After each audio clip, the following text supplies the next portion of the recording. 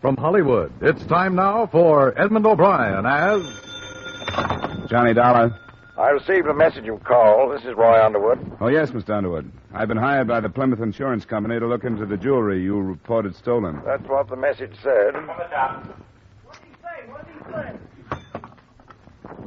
say? Light will do it to me every time. From Hollywood, it's time now for Edmund O'Brien as... Johnny Dollar. I received a message you called. This is Roy Underwood. Oh, yes, Mr. Underwood. I've been hired by the Plymouth Insurance Company to look into the jewelry you reported stolen. That's what the message said. I wondered when I could see you, find out if you have any idea who stole it. I'll be in my apartment for the rest of the night, and I'll tell you everything you need to know. I know who stole it, and I think I know where you can find her. Ah, you make it sound very simple, Mr. Underwood. I'll see you after dinner. Say 8:30.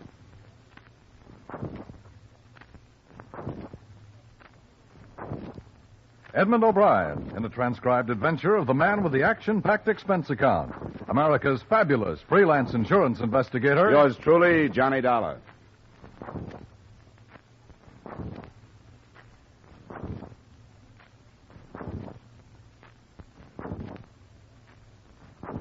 Expense account submitted by Special Investigator Johnny Dollar to Home Office, Plymouth Insurance Company, Hartford, Connecticut. The following is an accounting of expenditures during my investigation of the Virginia Towne matter. Expense account item 1, $20, transportation and incidentals between Hartford and the Hotel Bentley, New York City. I contacted the policyholder, Roy Underwood, and at 8:45 that first night I arrived at the 63rd Street apartment. The meeting was not in private. We can go in the study. Well, maybe I shouldn't have interrupted you tonight, huh? Oh, won't take long. And I'll be right back. A little business. But what am I going to do with him? He just sits there with that character and ignores me. Oh, sure, Ellie, sure. I'll talk to you about it in a minute. Now, excuse me. He just sits there. I hope you'll pardon my not introducing her to you. I will. Gets a little out of hand sometimes. Here. There's whiskey on the table if you want it. No, thanks. This jewelry you reported stolen. I have a description. Will you look at it? Tell me if it's right. Yeah. Yes, this is correct. They were stolen by a woman named Virginia Towne. You're sure of that? Oh, yes, I'm sure of it. She was here at a party, very much like this one. I saw her leave with them. You didn't try to stop her? Of course I did. It's not my responsibility to place a thief under arrest. Did you notify the police? No, I was going to, but I thought better of it next morning. I wanted to give her a chance to think twice, too. If she'll bring them back, I won't swear out a complaint. The pieces are all women's jewelry. 2 bracelets and 3 rings. Yes, I buy odd pieces when I can, at a reasonable price. How did she manage to get hold of them? They were in my dresser drawer. She put them on. I told her to take them off. She refused and left. Uh-huh. You mentioned on the phone that you thought you knew where I could find this Virginia Towne. I'm not sure, you understand. I tried to phone her at her apartment, but she'd moved out. Then I called her closest friend, a girl called Frances Adams. She said she didn't know where Virginia was, but I think she was lying. I think Virginia was right there. Where do I find this Frances Adams? Oh, her flat's in Lexington, near 40th. She's a chick girl at the top hat and works till 4 in the morning. I'll give you her address. Before I left, I was shown a posed photograph of Virginia Towne inscribed, "To Roy with more thanks than I can ever say." I didn't keep the photograph, but the vision of the face in it stayed with me.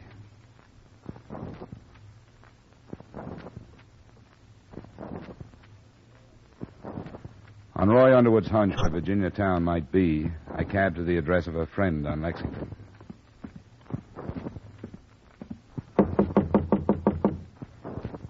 Just a second, Phil. It didn't take... Oh.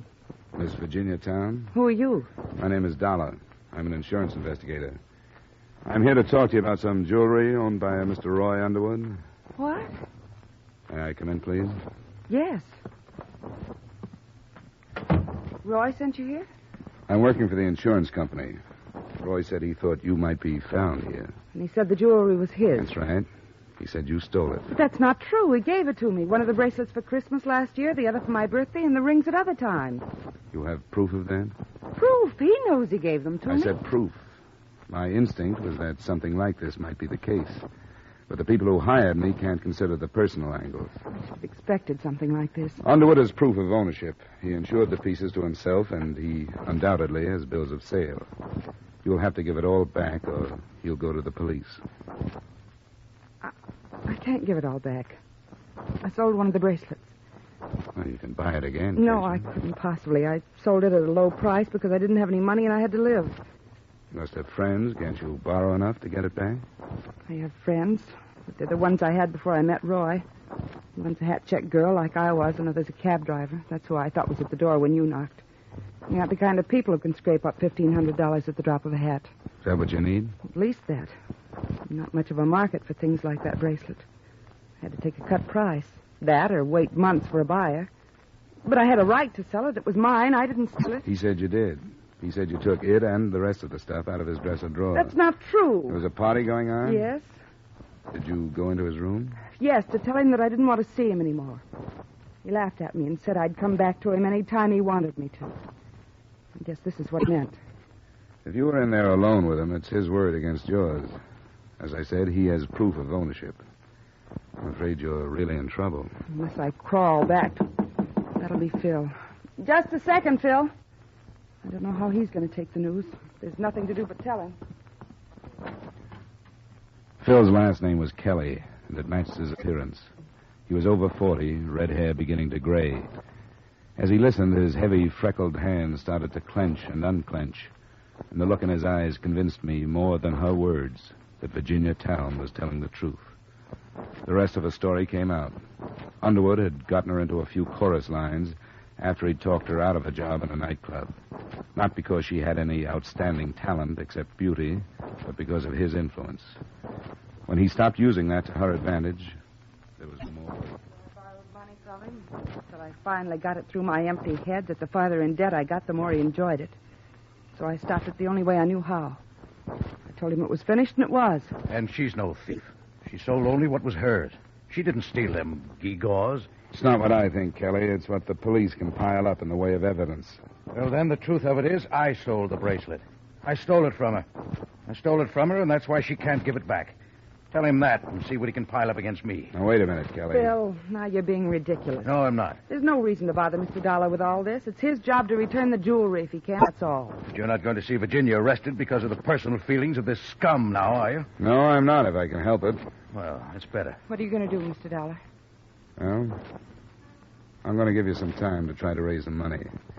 I'm overstepping my bounds, but I think you deserve a break. I'll stall Underwood for 2 days. Tell him I haven't found you. That's tomorrow and the next day. That's the best I can do. That'll be time enough. And I'll deliver his blasted gewgaws myself, with a slug in the teeth to boot. I don't know how to thank you, Mr. Dollar. Forget it. I'll check back with you tomorrow. I felt justified in letting personal feelings rule me for that short time, at least, because I was sure the company wouldn't want to be used in any kind of blackmail scheme. I met Frances Adams, the girl with whom Virginia was sharing the apartment, when I checked the progress the following afternoon. When I went back that evening, a couple of $100 had come in, and Kelly was out trying to raise more. I stayed there alone with her, waiting for him to come back. And I caught myself thinking less about my part of it and more about the way she was facing what could be in her future. She was uncomplaining and almost naively brave about accepting the possible results of the mistake she had made. I knew I was on thin ice when I stalled Underwood one more day, but it had to end that third night when she calmly gave me the latest development. We couldn't buy the bracelet if we had $5,000, Johnny. I don't get it. It's been cut up. Even one of the larger diamonds has been cut. When did this come out? This afternoon, about 4. Why didn't you call me then? Because I didn't want anybody else to be here when I told you about it. Well, that doesn't seem to make my next move any easier. I'll have to go to Underwood tomorrow morning. I know you will. That's why I wanted to tell you this way.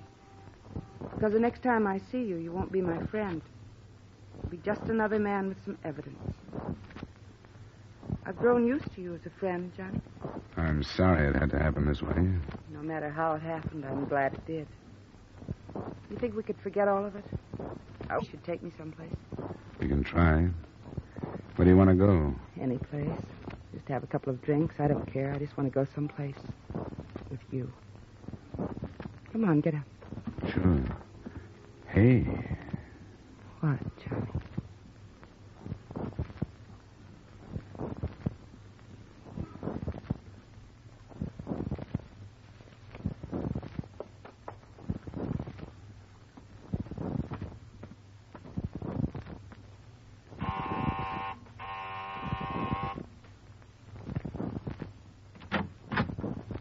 Hello, Underwood. Come in. What was this nonsense you were talking on the phone? That you thought the insurance company would be willing not to prosecute if the loss was made up? Who's going to make up the loss? Forget it, Underwood. Do you think that's any way to stop I crime? said forget it. I certainly intend to. I've got your stuff. I was willing to show some leniency if everything was returned, but I'd be a The fool. missing piece is listed as worth $2,400. If you'll sign this claim, I'll turn it into the company. Here's my pen. Thank you. Can't afford to be taken advantage of by every beautiful young thing that happens along. Here you are. Thanks.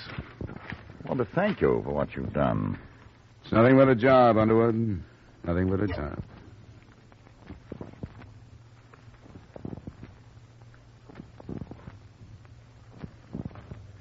It was 12:15 when I left Underwood's apartment. I had to make my own report on the matter to the police, and that took until 2:30. I then had lunch and went back to my hotel, the Pack, planning to leave for Hartford as soon as possible. It wasn't very soon. Come. Mr. Dollar? Yeah? Lieutenant Brinker, homicide. What's up, Lieutenant? You made a report earlier this afternoon on some jewelry owned by one Roy Underwood that had been stolen and then partially returned. I did. I guess we need another statement from you. Stuff is missing again, and Roy Underwood has been shot to death. Come on.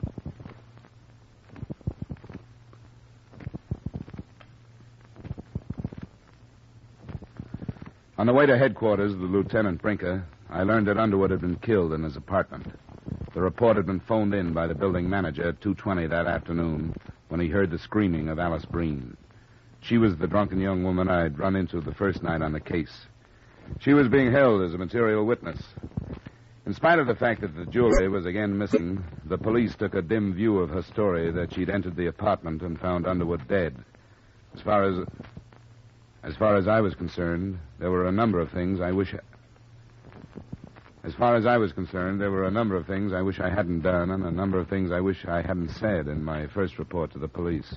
Now, you stated that after 3 days of searching, you found the suspect in the original theft this morning, recovered the stolen property, minus one item, and returned it to the owner.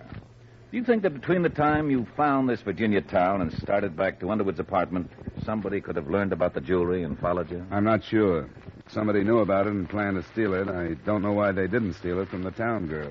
According to your report, this Virginia Towne told you she considered the property in question to be a series of gifts. That's what she said. If that were true, do you think she would have conspired to armed robbery to regain it? I don't know.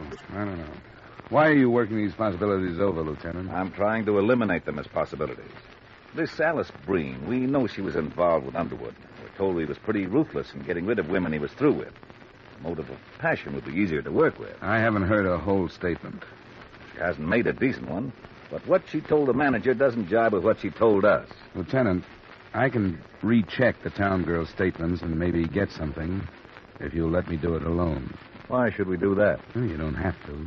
She knows my sympathies are with her. I think she was getting a bad deal from Underwood, and she knows I think so. Well, you've got a good record here in New York, Dollar. You think you might do better alone? I guess I can take a chance on you. You've got quite a bit at stake yourself, haven't you? What do you mean by that? I sent some men to Virginia Towne's place. She wasn't there, but the girl she lives with was. What she told my men makes it sound like you found her before you said you did. You can still take a chance on me, Lieutenant. I hope so, Dollar.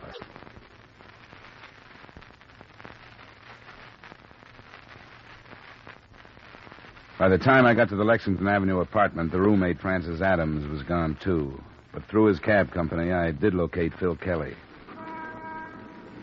I swear I didn't even know about it. I was brought up to mourn the dead, but if you'll excuse me, I can't bring myself to it this time. Well, that's hardly the point. Where's Virginia? I don't know. Where's Francis Adams? I don't know that either. This is a work day. I've been on the go since morning. Where would Virginia go? You must have an idea. From what I've seen... Where would Virginia go? You must have an idea. From what I've seen, I wouldn't be at all surprised if she wasn't looking as hard for you as you are for her. Have you thought of that? Why would she do that? You don't know? Well, come now. She has the strongest motive for the killing so far. If I can't find her, I'll have to tell the police that's why she's hiding. Now, that isn't so at all. What other reason would she have? They'll ask me that, and I'll have to answer them. She's no murderess. Well, she's acting mighty like one. Get into the cab. I'll take you to her.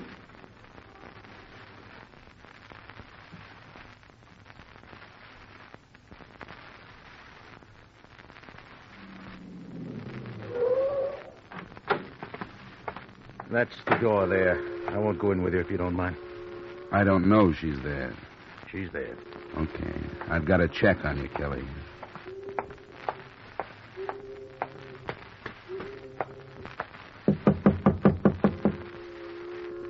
Who is it, Phil? It's Dollar. Let me in. Why did you come here? Who told you where I was? What are you doing here? It's none of your business. You did your job, didn't you? You told me last night that no matter what your personal feelings were, you had to do your job. So you did it. Why can't you leave me alone now? If he was still alive, I could. Still alive? The police have been looking for you. Roy Underwood's dead? You didn't know? Of course I didn't know. Johnny. Why are you hiding? Because I didn't want to be arrested. You told me Roy was going to swear out a complaint. You didn't have a chance to. Starting at about 1 o'clock this afternoon, where have you been? Here, Johnny, please. How did you get here? What difference does that make? Kelly bring you? No. And how did he know where you were? Johnny, I came here because you said Roy could swear out a complaint, and it was his word against mine, and that somebody in my spot didn't have much of a chance. I wish you'd been as truthful with me. What do you mean? You've lied to me. No, I haven't. Yes, you have. Now I realize they were stupid, obvious lies. And I believed them because I wanted to believe them. Johnny. You told me Underwood gave you those things as presents. Christmas, birthdays, and so on. It's true. The police have learned that he bought all of the pieces on the same day at an auction. Year before last. I didn't know that. I don't care when he bought them. He gave them to me. You didn't tell me until last night that the bracelet you sold had been cut up. The police learned that the jeweler who bought it told you he was going to cut it up. All right, I did lie. You offered me 2 days to try and think of something to do. I gave you 3, and I'm in trouble because of them. Is that all they mean? Yeah. Now that's all they mean. Johnny, how can you say that? Because your lies have made you a lot less beautiful than I thought you were. Johnny. I have to clear myself with the police. Not only about robbery, but about murder now. The only way I can do that is to take you in. Let you clear up your lies, if you can. I'm sorry, Johnny. About what? That it had to be this way. I'm sorry. If you're ready to go, there's a cab waiting.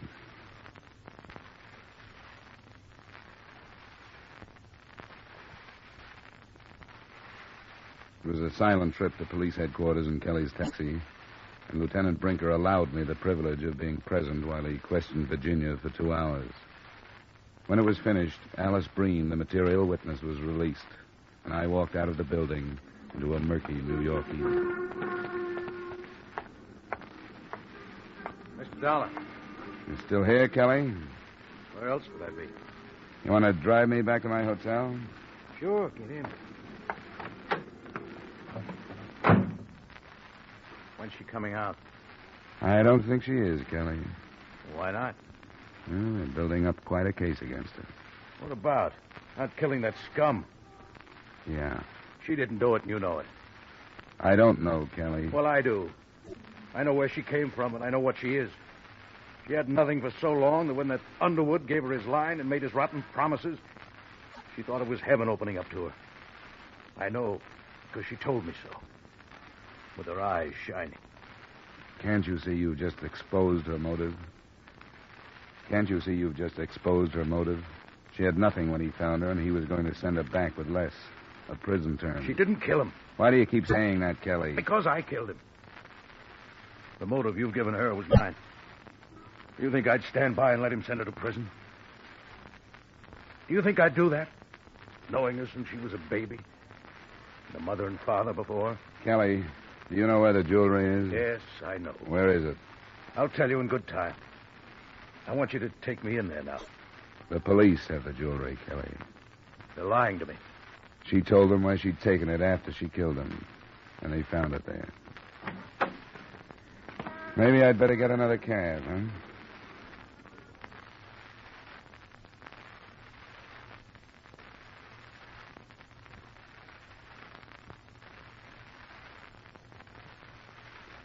Expense account item 2, $230. Miscellaneous item 3, same as item 1, transportation back to Hartford. Expense account total, $270. Remarks?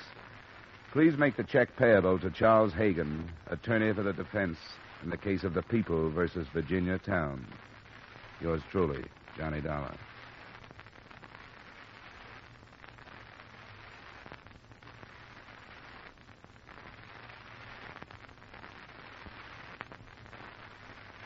Yours truly, Johnny Dollar, stars Edmund O'Brien in the title role and is written by Gil Dodd with music by Wilbur Hatch.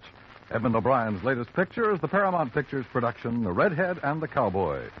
Featured in tonight's cast were Ramsey Hill, Gene Wood, Virginia Gregg, Jack Moyles, and Ed Begley.